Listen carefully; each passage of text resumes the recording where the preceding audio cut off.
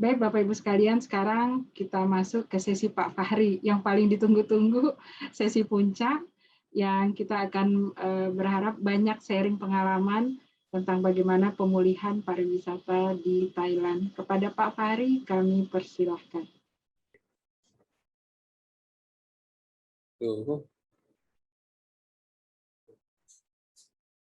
Oke, Bismillahirrahmanirrahim. Assalamualaikum warahmatullahi wabarakatuh.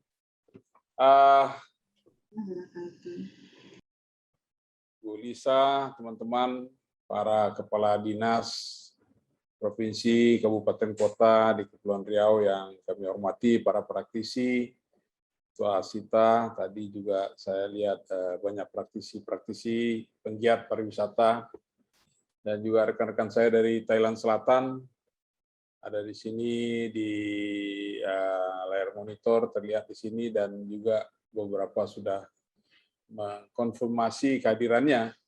Semoga berkenan untuk dapat kita bersama-sama sambut salam kami dari sini. Assalamualaikum warahmatullahi wabarakatuh. Sawadikap, salam dari Songkhla. Pada kesempatan hari ini saya mengikuti diskusi dari pagi sampai siang hari ini. Saya juga bernostalgia. Mohon maaf nih Bapak-bapak, ibu-ibu dari Kepulauan Riau, saya sudah tidak banyak lagi mengoleksi pantun-pantun. Saya adalah mitra tetap dari Kepri ini sebenarnya, dan mungkin 1-2 Bapak Ibu masih mengenal saya, dan harusnya Pak Wahab pun mengenal saya juga, karena saya 8 tahun tuh saya bertugas di KBRI Singapura, jadi saya sering sekali ke Kepri, ke tempat Bu Mitia tadi. Pulau Penyengat itu pun harusnya sudah certified saya sebagai senior guide ya di situ ya, membawa tamu-tamu, sehingga Kepulauan Riau adalah provinsi yang sangat kita andalkan dalam memajukan pariwisata. Ketika saya bertugas di KBRI Singapura, saya lama bertugas di sana dulu, Pak Wan ya, Ibu Metia, saya 8 tahun di situ. Mungkin saya sering mengantarkan tamu-tamu ke sana. Setidaknya kalau saya tahu persis lah, kalau tamu bergeser ke Kepri itu beranjak dari Tanah Merah itu the have class lah gitu ya. Nah, pasti dia main golf dan menyampaikan investasinya di negeri kita walaupun pakai mata uang asing. Agak sedih juga saya sih sebenarnya, tapi apapun terjadi dalam dunia bisnis, everything is okay as far as transaksian lancar kan begitu ya. Saya terima kasih update dari teman-teman. Sudah lama sekali saya tidak ke sana. Terakhir saya ke Batam 2016 ya. Very long time ago. Saya Fahri Sulaiman, Konsul Republik Indonesia di Songkhla. Begitu nama jabatan saya. Konsulat itu nama kantor saya, Konsulat Republik Indonesia. Jadi kalau Bapak Ibu bertanya apa bedanya konsulat dengan konsulat jenderal, sebenarnya nggak ada beda. Itu suka-suka Jakarta mau memakaikan nama. Tapi di dunia ini aja ada 4 konsulat cuma. Di Songkhla, di Darwin, di Vanimo, dan di Tawau. Tidak masalah. Yang penting ini adalah satu pos perwakilan Republik Indonesia di luar negeri yang menangani isu-isu ekonomi, sosial, budaya, dan perlindungan. Mudah-mudahan teman-teman saya dari Thailand Selatan bisa mengikuti ya. Ada Pak Calat juga sini, ada Sucada, teman saya, ada Bu Aida juga tadi. Siapa lagi, ada banyak sekali yang hadir di sini. Bagi teman-teman di Kepulauan Riau yang belum mengetahui tentang di mana sih Songkhla itu adalah di barat lautnya Natuna. Jadi kalau tadi kawan dari Natuna mengatakan kami berbatasan dengan Vietnam, it's very far, sangat jauh sekali. Vietnam itu di utara. Jadi sebelum Anda sampai ke Vietnam, Anda pastinya melewati Songkhla. Ya, kami itu ada di tepian Laut Cina Selatan, jadi barat laut, Bapak Ibu ya. Jadi ada satu kawasan. Pos saya itu diapit 2 laut, Laut Cina Selatan dan Laut Andaman. Jadi kami ini bangsa pelaut ini. Jadi spesialisasi kami mengurus laut, dan takdir saya juga begitu. 30 tahun saya jadi diplomat, selalu pos saya itu ada lautnya. Jadi saya ini samalah dengan teman-teman Kepri ini, orang laut kita ini. Ya, orang laut. Walaupun saya lahir dan besar di tepian Samudra Hindia. Saya lahirnya di gunung, Pak, Bapak Ibu, di Bogor, tapi besar saya di Sumatera Barat. Jadi ombak terkeras bunyinya di dunia itu adalah ombak Purus di Padang. Di situ saya dibesarkan. Namun saya bertugas di lautan, samalah dengan nasib saya dengan para abdi negara ini, ya, yang bapak-bapak kepala dinas, ya, kita ngurus laut. Pokoknya pepatah Melayu mengatakan, ya, sampai juga Pak pantun sedikit, tidak pantun, tidak berkaitan ini, kalau takut di lembun ombak jangan berumah di tepi pantai, begitu kata orang. Ya. Jadi kita ini tugasnya macam-macam begitulah, lebih kurang. Sebagai anak Minang, saya pun rantau saya tidak jauh-jauh dari apa yang dikatakan Bu Meti tadi, apa ya, macam saluk ya kalau di tempat kami itu, yang menarik juga. Sampai Thailand Selatan bentuk itu ada, ya. Nah, pada kesempatan hari ini saya bisa share dengan teman-teman, mungkin dari operator, adik kita Meli bisa tayangkan presentasi saya. Ada ya? Kita bisa. Saya mencoba begini, Bapak Ibu, bagi yang pernah ke Konsulat Republik Indonesia Songkla, ini aset kita, ya, 1000 meter persegi lah lebih kurang. Ini kantor Konsulat Republik Indonesia di Songkla. Kalau tidak ada pandemi, ini adalah tempat destinasi yang menarik untuk dikunjungi. Saya sempat melayani tamu-tamu kita dari dari Indonesia selama setahun setengah. Ini setahun setengah terakhir saya harus melayani secara virtual. Begitu juga, Pak. Nah, kemudian ini tampilan saya, penampakan saya. Gitu. Kemudian lanjut. Lanjutkan aja, Meli. Nanti ada yang ini kita Asia Tenggara di sini, ya. Kita berada, kalau teman-teman tuh ada di Kepri, di Selat Melaka, kami agak ke atas sedikit, Gulf of Thailand itulah kira-kira di paling bawah tuh Takbai, ya, tempatnya teman-teman kita. Kalau ada kawan kita di sini, ada yang dari Andaman, ada yang dari Laut Cina Selatan. Jadi kami berada di tak jauh lah dari atas Malaysia Kelantan, ya, di atas Kelantan sedikit. Itu di atas Kelantan sedikit namanya Naratiwat. Terus ada di atas agak-agak semacam cekungan itu, teluk gitu, itu Danau Songkla, sebenarnya Lake of Songkla. Dia sebenarnya laut yang menjorok ke darat, tapi terlalu jauh jorokannya sehingga mencakupi 3 provinsi, ya, orang sebut sini danau. Itu satu kawasan juga. Kemudian berikutnya untuk menunjukkan di mana kami berada. Ini Thailand. Thailand ini tidak terlalu besar, Bapak Ibu, sebesar Pulau Sumatera lebih kurang, ya. Dia ada 77 provinsi dan kami berada di South itu yang warna hijau. Kita lanjutkan, kami akan lebih detailkan. Inilah provinsi yang berada di Thailand Selatan. Thailand Selatan ini pun terbagi 2, Deep South dan North South. Deep South itu ya mulai dari Patalung ke bawah, ya, sampai Naratiwat, kemudian yang ke atasnya. Jadi 14 provinsi wilayah kerja saya di sini, luasnya kira-kira 72 km persegi, separuh Pulau Sumatera lebih kurang. Jadi agak besar juga, lautnya ada 2, Andaman berhadapan dengan Aceh Sumatera Timur, dan Laut Cina Selatan tentunya dengan Natuna, dan juga seberang menjadi titik komunikasi terbesar dan tersibuk di dunia, sebagaimana disampaikan oleh teman-teman dari Natuna tadi. Kami itu di Songkla yang kuning posisinya, dan jarak tempuh utara selatan ini bisa mencapai 10 jam, ya. Ke Ranong itu 10 jam, ke selatan itu 4 jam. Jadi 14 jam lah lebih kurang kalau kita drive, ya, dari selatan ke utara, habislah seharian lebih. Jadi biasanya orang Indonesia datang dari Malaysia.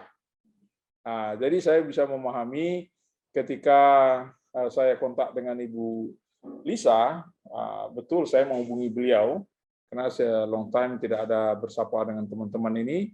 Rupanya Bu Lisa juga baru recovery waktu itu, beberapa waktu yang lalu, dan kita ngobrol-ngobrol. What can we do? Dan saya sharing informasi. Karena saya tahu Alam Ahmadi ini memang banyak berfokus kepada 3 negara, Indonesia, Singapura, dan Malaysia.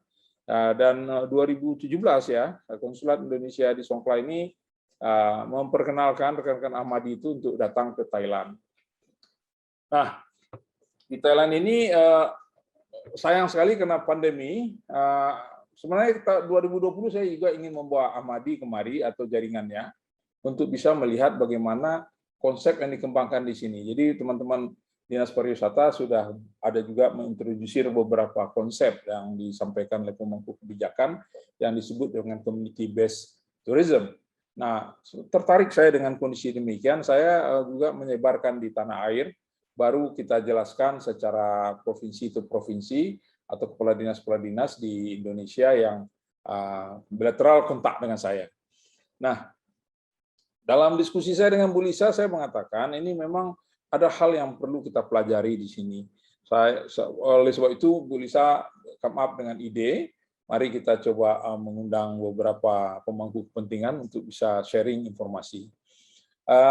Thailand, dalam dunia pariwisata, dia adalah yang tertua di dunia setelah Eropa tentunya ya. Di sini sudah memulai pariwisata itu 1900. Jadi rajanya dulu zaman 100 tahun yang lalu atau lebih kurang, itu telah membuka Thailand itu untuk orang asing. Makanya Thailand itu tidak pernah dijajah orang. Itu orang kemarin pergi istirahat. Nah, mereka sudah memulai pariwisata itu kira-kira 1900 lah. Kalau Indonesia memulai pariwisata 1920, itu pun di Bali. Sementara kalau NKRI Republik, kita memulai pariwisata di tahun 1971 ketika kita mengenal Pata ya. Pata itulah industri pariwisata kita dimulai secara masif. Nah, sekarang beberapa skema dan sampailah kepada Bapak Ibu sebagai pemangku kepentingan kebijakan yang membina pariwisata ini. Saya fokuskan ke Thailand, apa yang bisa kita berikan, coba lanjutkan slide-nya. Nah, inilah kebijakan-kebijakan pariwisata di Thailand yang mereka jatuh bangun dalam hari ini ada 549 hari decree emergency. Saya hitung harinya. Wah, 549. Karena insya Allah tanggal 30 nanti Thailand akan mencabut emergency decree kalau tidak ada hal-hal yang sangat luar biasa dalam beberapa hari ke depan.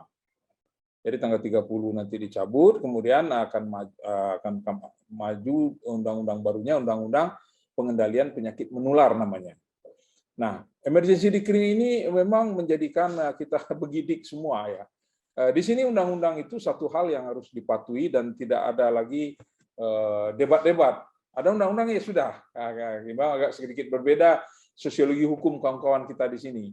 Jadi mereka itu salah satu yang membantu Bapak Ibu, teman-teman kepala dinas, tingkat kepatuhan terhadap undang-undang itu hukum itu tinggi begitu ya. Ketika ada aturan diberikan oleh pemerintah, mereka kerjakan saja dulu. Kalau mereka punya catatan, mereka sampaikan melalui saluran di parlemen. Karena semua undang-undang itu kalau toh disiapkan oleh pemerintah harus dibawa, ditebelkan di kabinet. Di kabinet itu tidak semua juga orang pemerintahan.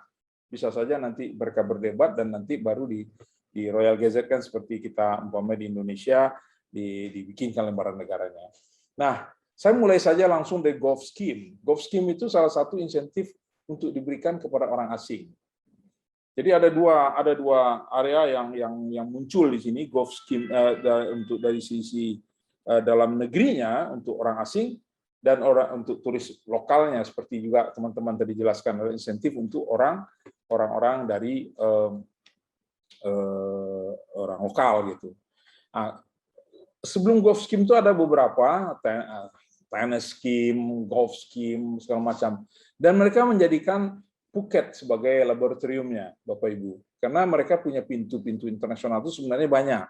Tapi begitu tanggal 26 mereka menerapkan 26 Maret 2020 menerapkan darurat decree-nya, maka dalam waktu seminggu atau 10 hari, April ya, mereka langsung tutup semua pintu udaranya. Sehingga hanya masuk dari Bangkok saja. Bangkok dan mereka menerapkan karantina dan seterusnya sampai hari ini berlaku.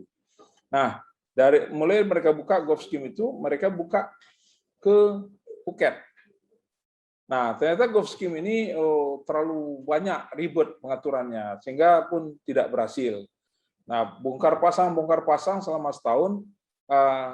Betul tadi Bu Lisa dan juga Pak Kepala Dinas yang terakhir dari bicara dan Bapak-bapak semuanya saya lihat semangatnya sama. Para orang pariwisata ini nggak ada matinya, tidak ada putus asanya. Mereka bangkit terus, dan sampailah akhirnya mereka come up dengan satu ide yang disebut dan populer dengan Phuket Sandbox. Phuket Sambok ini lagi-lagi Phuket yang menjadikan parameternya, dan mereka menetapkan 10 provinsi sebagai destinasi yang dibuka. 4 diantaranya ada di Thailand Selatan, wilayah kerja kami, yaitu Phuket, Panga, Krabi, dan Suratani. Suratani itu di Laut Cina Selatan. Laut Cina Selatan itu ada 3 pulau yang terkenal dan sangat mahal sekali di situ. Kira-kira Bintan lah kalau kita. Jadi ada situ Pulau Samui, ada Pulau Pangan, ada Pulau Tau. Nah, Bapak Ibu yang kami hormati, Phuket Sandbox ini konsepnya adalah orang masuk, kemudian mandatori 7 hari di situ, kemudian setelah itu mereka baru bisa melakukan perjalanan ke titik lain. Nah, bisa ke Krabi, saya tulis di sini Krabi saja. Ini di Andaman, di sini sudah extendnya sudah 3. Ada Krabi, ada pulau-pulau dekat situ, ada Panga, ada yang terbaru Pulau Panyan itu di daerah Ranong, agak ke atas Andaman sedikit. Ada arah batas-batas dengan Myanmar. Nah, kemudian mereka ada membuat satu program namanya Cross Island Approach. Jadi mereka dapat melintasi daratan Thailand untuk menuju Samui. Samui ini ada di Laut Cina Selatan. Yang ada 3 pulau yang saya sebutkan. Jadi Samui Plus. Jadi paket-paket ini dijual Bapak Ibu di pusat-pusat orang-orang kaya di dunia. Nah, ini yang belum terbahas oleh kita, Pak Wan, Bapak Ibu yang lain. Kita baru tadi berbicara tentang apa yang sudah kita buat. Bagus, very good, very good. Dan marketingnya sekarang perlu kita pikirkan. Barangkali ibu-ibu dari ASC mulai memikirkan how to dijelaskan pada teman-teman kita. Coba lanjutkan, Mili. Lanjut paparan kami. Nah, kalau observasi cepatnya adalah saya sebenarnya menyediakan, ini salah tulisannya ya, observasi salah tulisannya, maaf. Itu mereka memang mensyaratkan adanya herd immunity pertama 70%, kemudian mereka melakukan evaluasi observasi yang cepat, melakukan expansion program Phuket, Krabi, Panga, Ranong yang saya sebutkan tadi. Coba kita lanjutkan. Di sini tiada hari tanpa henti orang diskusi. Nah, herd immunity ini dilakukan dengan kampanye yang luas, sehingga karena sasaran targetnya adalah bagaimana memperkuat daya tahan, daya imunitas masyarakat kita di tempat yang akan dikunjungi. Teman-teman di Indonesia, saya lihat di Kepri ya, ini menjadi concern bagus sekali dan angka-angkanya sudah mulai turun. Saya lihat bagus, ini setidaknya orang mulai berpikir safe to go there, walaupun pintu kita belum terbuka. Nah, makanya saya senang tadi disebutkan oleh teman-teman dari Kepri ini bahwa Bintan akan menjadi bubble travel kita pertama. Tidak apa-apa kita start dari situ. Nanti dari Bintan akan bisa dibikin apa yang dilakukan oleh Thailand seperti extension program dari Bintan ke Tanjung Pinang, dari Bintan ke Batam, dari Bintan ke kawasan-kawasan berhampiran. Cuma ya betul Bapak, saya paham sekali tipikal pulau-pulau kita di situ, kita pesawat sangat jarang sekali, kita mengandalkan ferry. Ferry tentu kita harus juga memikirkan herd immunity para kru. Sebab virus ini kan dibawa oleh manusia, Bapak Ibu yang kami hormati. Jadi ini mungkin jadi tantangan kita. Tadi saya lihat macam Lingga, mereka mengadakan langsung di lapangan. Saya lihat herd immunity nampaknya sudah terbentuk. Tapi how to convince our guests? Bagaimana tamu-tamu kita bisa yakin Anda sudah imun begitu? Sehingga mereka tidak pulang membawa penyakit tentunya nantinya. Memang harus kerjasama gitu. Macam ini ya, Thailand melakukan ini dan mereka publikasi, Pak. Mereka publikasi. Jadi kita tidak hanya mempublikasikan akomodasi kita, tapi kita juga mengakomodasikan lingkungan kita, bagaimana kita di sana. Terus kita lanjutkan. Ini adalah bentuk-bentuk publikasi yang dibuat oleh Thailand, seperti Phuket, Krabi, Panga, ada pulau-pulau eksotik ini daerah Andaman ini, Bapak Ibu. Daerah Andaman mereka mengextend foto yang kuning 2 itu di atas. Itu jangan-jangan Ibu Sucida, Ibu kawan-kawan kita dari Thailand tidak tahu itu. Itu adalah ikonnya paspor Thailand. Orang Thailand tuh pasti di paspornya ada gambar itu. Banyak mereka tidak tahu. Apa gambar apa ini? Mereka bengong itu. Itu adalah 2 bangunan yang unik di Phuket, di Old Town. Mari kita terus lanjutkan. Nah ini yang Cross Island Scheme yang saya sampaikan tadi, Bapak Ibu ya. Mereka dari mendarat di Phuket, kemudian 7 hari di situ mereka bisa crossing island.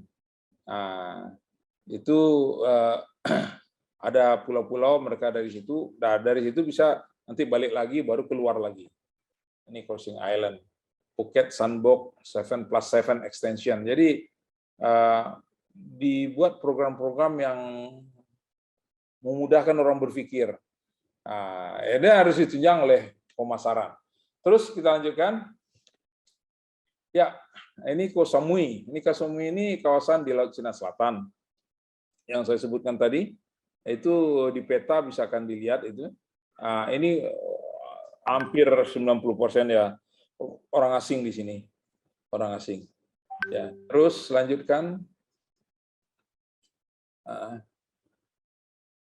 Bisa terus. Ya, ini pulau-pulau yang ada di Samui sana. Jadi mereka dihubungkan dengan ferry. Ya, ini tadi makanya saya lihat ada kesamaan kita dengan Kepri ini dengan pariwisata di Thailand Selatan, menghubungkan ferry dengan ferry. Saya sempat melakukan perjalanan dengan ferry ini, Bapak Ibu, pada Desember yang lalu. Memang ketat sekali. Mereka waktu itu ada sangat rendah, sangat landai di sini. Saya berkesempatan melihat SOP kewaspadaan ini memang tidak berkurang begitu. Walaupun mereka kemudian dihantam lagi dengan gelombang ketiga yang berat ya pada 4 bulan terakhir, dan baru sekarang mulai agak melandai lagi. Dan namun demikian di Thailand ini angka temuan kasus itu bukan satu hal masalah, karena mereka memang harus aktif menemukan kasus-kasus baru itu supaya mereka tahu mau mapping ini mau diapain daerah ini gitu loh. Jadi mereka tidak wah ini kita harus mengurang-urangkan jumlah, tidak begitu. Jadi semakin banyak mereka tahu satu kasus daerah itu ada infeksi, mereka bisa melakukan langkah-langkah untuk melindungi yang lain. Jadi vaksin itu ditanamkan di otak masyarakat di sini adalah bukan hanya melindungi Anda, tapi melindungi orang-orang yang Anda sayangi begitu. Di rumah, mungkin mertua, orang tua, dan segala macam anak-anak. Lanjutkan. Nah, ini Koh Tao, ya, sebuah gugusan pulau di sana. Bapak perhatikan tuh ferry-ferry mereka. Ferry itu bisa ini, Bu Meti ya dan Pak Wan bisa membawa mobil ya. Bisa membawa mobil. Ini yang menarik ya. Ferry-ferry kita, tidak ya, kan orang saja, sehingga kita ya bisa saja kita menghidupkan transportasi lokal UMKM kita di bidang transportasi. Oke, nice, sepanjang kita bisa kontrol juga gimana kesiapan, laiknya, remnya gitu ya, seat belt-nya. Orang asing kan ukurannya kalau nggak ada seat belt itu dia ngeri sekali itu. Ngeri sekali, ini mungkin catatan penting juga. Saya seringlah ke tempat ibu bapak bertugas. Saya lihat kita masih di sini ada juga yang tidak pakai seat belt, macam Santeo itu tak ada seat belt-nya. Cuma mereka ada batas kecepatan, Dan sini yang bisa bawa kendaraan itu harus lolos screeningnya lah kira-kira ya, dari bagaimana how to treat your guest gitu. Tidak seperti membawa mobil sayur lah begitu kira-kira. Terus, nah ini saya mungkin ada satu ya terloncat kali ya. Oke, lanjutkan. Apa yang bisa kita manfaatkan dari cerita tadi? Kan cerita kan asik-asik saja ya. Terus saya menuliskan lebih kurang begini. Terus diklik sekali lagi, Bu Melia. Saya menulis agak panjang, banyak sekali yang ingin saya tulis. Tapi saya mulai sajalah dengan minta kita semua mempersiapkan diri. Thailand melakukan persiapan diri dengan sangat pantas. Artinya mereka meyakinkan masyarakatnya, oke, ini musibah, mari kita atasi bersama-sama, dan mereka membangun pemahaman yang sama. Saya kira 1-2 bulan Maret sampai Juni mereka membangun look, ini adalah musibah yang harus kita hadapi bersama, sehingga seluruh komponen bangsa ini mengingatkan kepada masyarakatnya, dan mereka berdiam diri di rumah, dan mereka memang tidak terlalu besar masyarakatnya ya Bapak Ibu ya, sehingga bantuan sosial mereka tersampaikan dengan baik. Dan mereka membenahi saprasnya. Diyakinkan oleh pemerintahnya, banyak hotel-hotel waktu itu, cottage-cottage yang hancur, rusak ya, tidak ada tamu. Nah, diingatkan coba diperbaiki dan insentif-insentif diberikan oleh pemerintah untuk mereka meyakinkan. Kemudian setelah mereka benahi, tidak ada tamu kan, mereka bikin program yang namanya visit mengunjungi pariwisata. Jadi orang-orang Thailand itu disuruh berlibur sekitar bulan Juni, bulan Juli tahun lalu ya, sampai bulan September orang Thailand itu disuruh berlibur. Jadi seluruh daerah pariwisatanya dikunjungi oleh tamu-tamu dari Thailand ini. Terus bagaimana orang kan susah bekerja, uang bagaimana? Mereka kasih ini insentif lagi, insentif paid half and half payment. Jadi orang kalau harga hotel itu 100, dia bayar 50 saja, makan 20 dia bayar 10. Jadi dia harus masuk kepada aplikasi. Jadi duit tidak dikasih ke duit bantuan sosial itu lain sendiri. Tapi kalau dia mau berpariwisata, yang mau belanja, membangkitkan, so UMKM-nya juga nyaris kolaps. Jadi di saat itu pemerintah memberikan bantuan kepada masyarakat. Oke, kamu mau beli apa? Mulai dari tukang sayur ada disediakan barcode-nya itu, Bapak Ibu. Jadi dia mau belanja. Even 10 bat pun berapa? 10 bat pun dia layani. Jadi umpamanya dia nggak tahu kan mau belanja, tapi dia bengong di situ.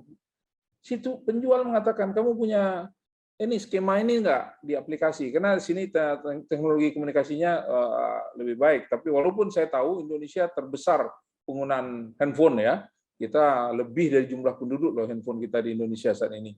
Nah begitu ada langsung dia QR-nya itu dia barcode-nya dia tempelkan, maka dia bayar separuh saja. Terus pemerintah akan membayarkan kepada si penjual langsung kepada rekeningnya. Jadi cashless dan sekarang menjadi gaya hidup orang di Thailand, membayar itu pakai barcode saja. Jadi dari rekeningnya langsung ke rekening penjual. Nah, menarik sekali karena memang jumlah penduduknya tidak banyak dan penggunaan ini sudah diterapkan.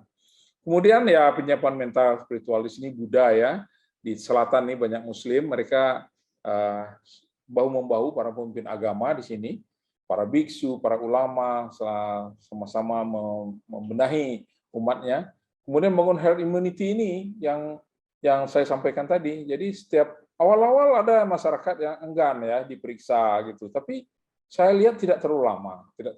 Karena pemerintah ketat sekali. Ketika ada angka yang melalui batas ambang, mereka langsung lockdown. Jadi lockdown di sini bukan kota, kecamatan saja. Kecamatan paling tinggi ya, kecamatan paling tinggi. Biasanya apa? Muang itu apa? Kampung ya, Tambon. Tambon aja. Tambon, kampung saja ya di lockdown. Dan itu memang saya lihat pernah terjadi dekat kantor kita ini di Kaohsiung itu, mereka betul-betul dikasih makan 3 kali sehari, Bapak Ibu. Mudah bagi mereka karena semuanya sudah single identity number ya, tidak ada orang gelap ya. Dan biasanya yang gelap-gelap itu juga artinya yang ilegal ada juga, tapi dengan sendirinya mereka menyingkir. Di saat itu semua pintu memang ditutup ketat. Nah, tetap dibangun, tetap semangat ini. Selalu ada publikasi di televisi dan mereka masuk di sini. YouTube juga digunakan orang secara luas dan pemerintah di sini juga bisa memasukkan pesan-pesan itu. Nah, benahi UMKM. Ini yang saya tertarik. Waktu itu saya hubungi Bu Lisa.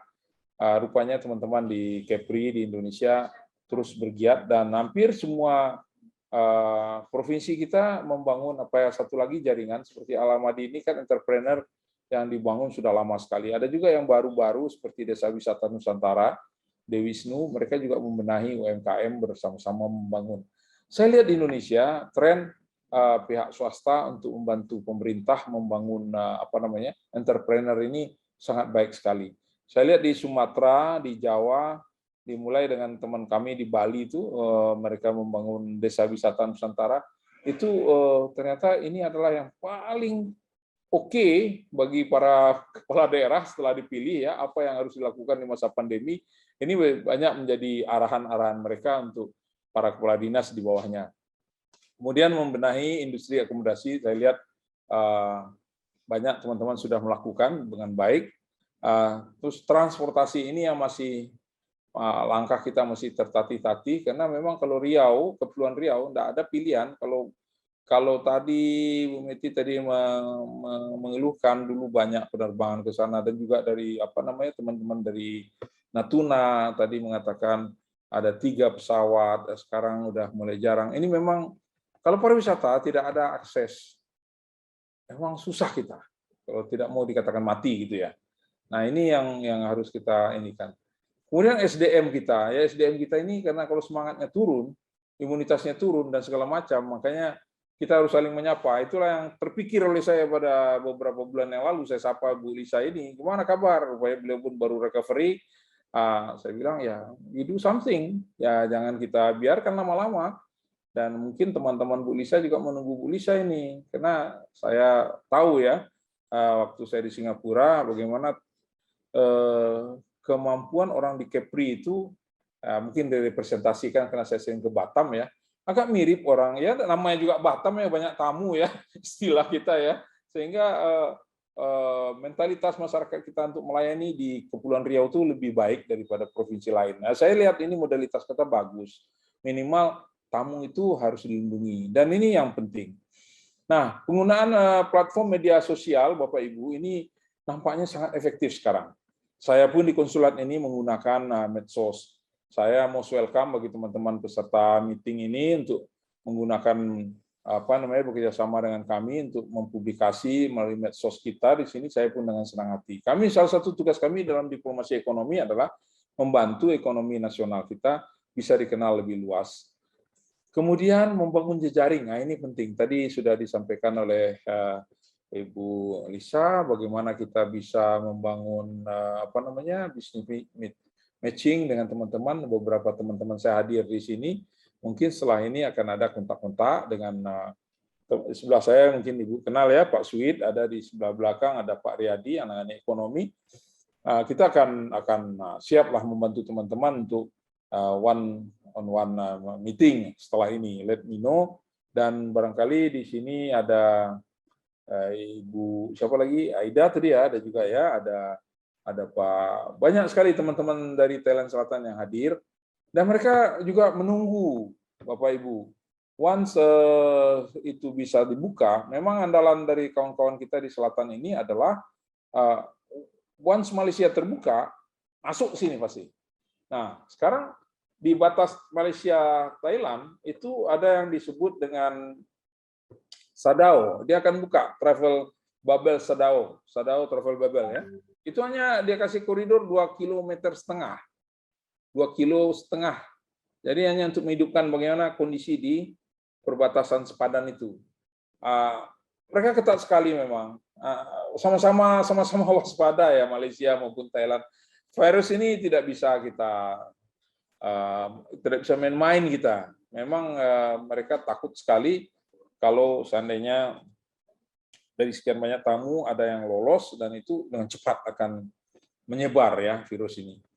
Kemudian saya kira silakan digunakan ya. Tadi bagus sekali kawan-kawan dari Kepri memanfaatkan peran perwakilan Republik Indonesia di Singapura, Kedutaan Besar Republik Indonesia. Saya tahu persis itu, dari dulu kita memang bersama-sama, baik dalam bentuk kawasan ekonomi khusus ya, macam-macam skema yang kita bangun bersama-sama dulu, dan saya kira itu adalah memang salah satu tugas perwakilan Republik Indonesia di luar negeri adalah membantu perekonomian yang ada di tanah air, khususnya daerah-daerah kawasan perbatasan. Best practice sudah ada di Kepulauan Riau ini, hampir semua rekan-rekan saya di situ punya feeling yang sama, how to help the people ya. Nah, kemudian di Thailand itu melakukan uji petik dengan kalau saya pakai istilah wisatawan lokal ya, wislok ya, harus tadi wisnus ya kalau di Indonesia. Ini penting. Thailand saat ini Bapak Ibu, meskipun dikatakan Phuket itu sudah berhasil dari versi pemerintah, di sini sama juga kita ya. Dari pelaku usaha di situ mereka optimis, tapi mereka merasa tidak tercapai targetnya 3 bulan. Targetnya 3 bulan ini ternyata hanya 30.000 ya tamu yang masuk. Padahal mereka berpikir bisa lebih dari itu. Dari 2 minggu yang lalu saya ke Phuket, mereka mengatakan saat ini turis asing yang ada di Phuket itu ada 25.000. Ya angka yang cukup tinggi menurut saya. Ya, tapi Phuket yang memang kawasan destinasi wisata yang begitu besar, tingkat hunian hotel masih yang berbintang yang baru bisa menikmati, karena Phuket Sandbox itu menyasar turis-turis yang membayar mahal tentunya ya. Nah, semacam Hotel Melati belum dapat manfaat. Oleh sebab itu, Asosiasi Pariwisata di Phuket meminta pemerintah seiring dengan membaiknya kondisi memperlonggar pintu masuk di pintu masuk Pulau Phuket itu. Nah, sasaran mereka adalah turis lokal lagi. Karena kalau tidak, hotel-hotel Melati itu nggak ada yang menempati. Karena kemarin tuh masuk Phuket juga ditahan. Karena harus ada vaksin 2 kali atau AstraZeneca 1 kali, harus swab lagi, dan itu tidak mudah. Tapi tidak ada pilihan, Phuket harus lakukan itu untuk mengamankan turis asing yang datang tadi, jangan sampai terkontaminasi begitu. Kemudian ikuti perkembangan tetangga, ya ini seperti yang kita lakukan bersama Ahmadi ini, Bapak-bapak, Ibu-ibu, Kepala Dinas, please jangan ragu-ragu mengontak kita, dan saya tadi nomor telepon saya sudah saya sampaikan ke Bu ini, dan mari kita one-on-one boleh, tidak usah ragu-ragu, kita harus ikuti apa sih yang dilakukan tetangga kita. Mengapa saya minta teman-teman mengikuti perkembangan tetangga? Phuket ini, kalau Phuket Sandbox ini sudah sukses, Bapak Ibu, 4 provinsi di selatan ini, dia magnetnya kuat sekali. Dia 10 provinsi di Thailand, 4 tuh di selatan. Dan ini kuat sekali.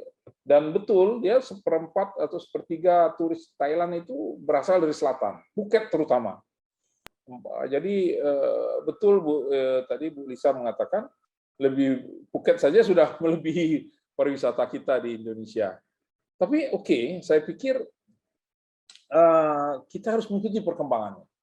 Nah, ketika dia banyak, Bapak Ibu sebagai penggerak pariwisata, saya diplomat, saya lama di Singapura, saya tahu bagaimana saya mencermati perilaku para wisatawan. Wisatawan itu 3 hari pertama dia enak sekali di satu tempat. Hari keempat dia sudah berpikir how to go another place. Kan begitu. Singapura situ dia menangnya. Semua orang datang. Nah, itu yang diincar oleh Kepulauan Riau. Nah, begitu juga Thailand ini. Mereka 7 hari mandatori. Di sini mandatori, Pak, diwajibkan di Phuket. Anda baru bisa pergi ke tempat lain. Sehingga tempat lain pun dapat. Tidak mungkin, dia sudah bayar mahal, umpamanya. Kemudian dia hanya diberi kesempatan 7 hari kemudian balik. Ya, nggak balik modal lah ceritanya kan. Nah, kebanyakan mereka saya cermati banyak orang-orang tua juga. Ya, orang-orang tua, orang-orang pensiun gitu ya. Dan sekali lagi, Phuket ini, Thailand ini menawarkan sekarang, karena seiring dengan sudah mulai membaik, mereka menawarkan skema visa-visa jangka panjang, 5-10 tahun. Bayangkan Bapak Ibu. Jadi orang bisa datang, retirement visa itu 10 tahun. Sekali urus saja terus sudah 10 tahun. Boleh ngapain segala macam. Jadi untuk mendatangkan itu memang banyak. Tentu tidak bisa kita berbicara di Kepulauan Riau sendiri kan begitu ya. Kita harus bicara ke tingkat nasional. Ini porsi Jakarta lah. Nah, kemudian saya mau ajak teman-teman bangun kebersamaan. Ini bagus sekali inisiasi yang dilakukan oleh Ahmadi, dan saya kira kita kawan-kawan dari pemerintahan tentu ini menjadi tugas kita juga. Kita bangun kebersamaan bagaimana semua pihak bisa menggairahkan. Nah, upgrade skill, ini penting sekali upgrade skills ini, karena mumpung kita lagi, ya katakanlah dalam tanda petik di grounded ya, kita upgrade lah kemampuan bahasa, kemampuan ini segala macam.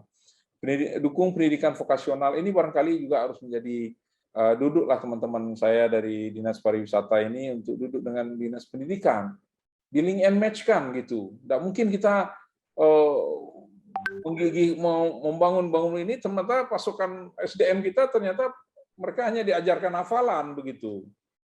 Bisa kita bayangkan betapa sulitnya kita harus melakukan pelatihan-pelatihan lagi. Jadi vokasional ini di Thailand termasuk yang menonjol. Jadi banyak pelatihan-pelatihan ini diberikan. saya kira Dinas Pariwisata dia bisalah duduk di Forkominda atau di mana atas arahan Bapak Bupati, Wali Kota atau Gubernur, pendidikan vokasional ini bisa kita wujudkan. Kemudian jaga dan keamanan ketertiban ini penting sekali. Ada best practice yang dilakukan Thailand pas Agustusan kemarin. Satu turisnya accident, ada yang terbunuh di Phuket. Tapi mereka cepat tanggap dan dalam waktu singkat terungkap.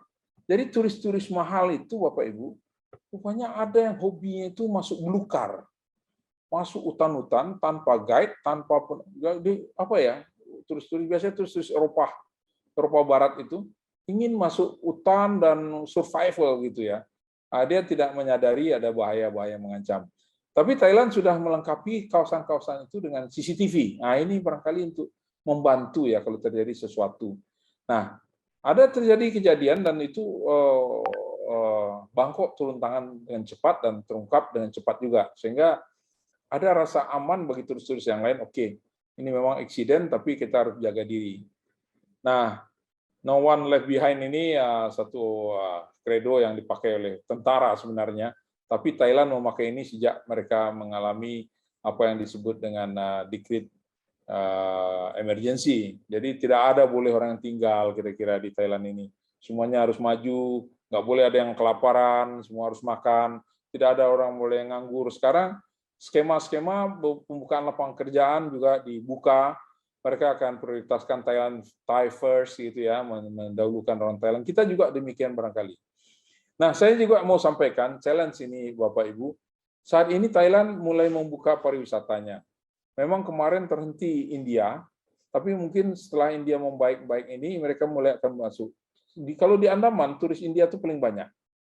Nah, turis India ini, ini saya lihat strateginya ya.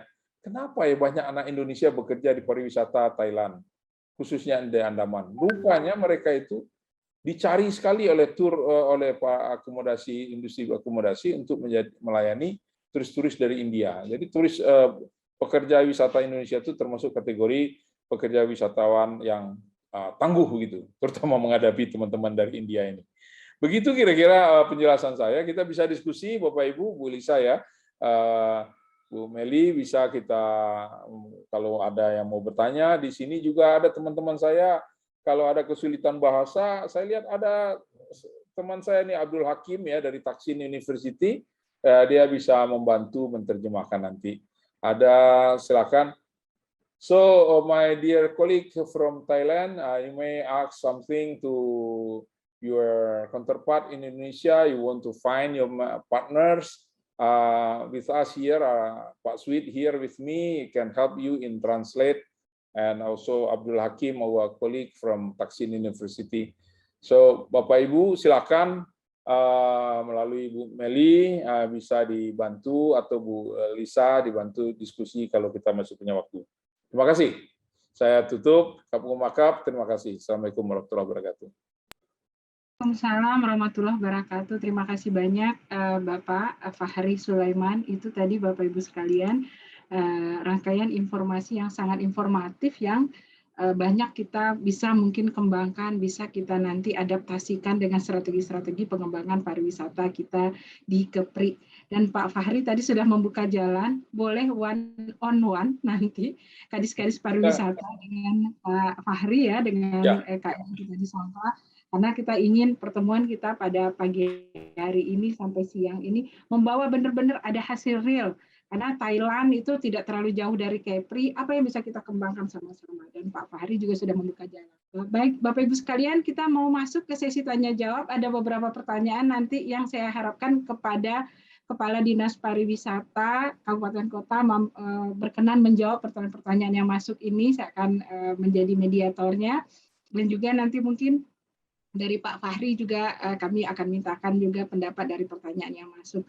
Namun sebelum itu kita refresh sebentar dengan menyimak informasi berikut ini. Nomor telepon Thailandnya ada?